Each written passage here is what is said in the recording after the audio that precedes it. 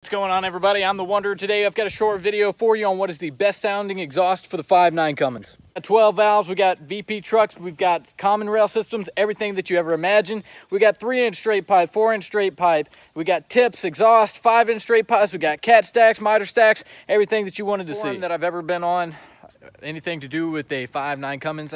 You see comments all the time about what is the best exhaust system. Is it going to be a 3-inch straight pipe, 4, 5? Is it a stack? What sounds better? What sounds louder? So I put out a question. It was like, submit videos of what you've got. Let me know your setup. Throw me an Instagram handle if you've got it. Over 100 video submissions, so this is going to be part 1. Just make sure you drop a comment on what you like the best, and hopefully this will help you determine what kind of setup you want for your 5.9 Cummins. Make sure you drop a like and a comment and subscribe if you like the content, and come back around for part 2 because once again I had over 100 video submissions, and hope you like it.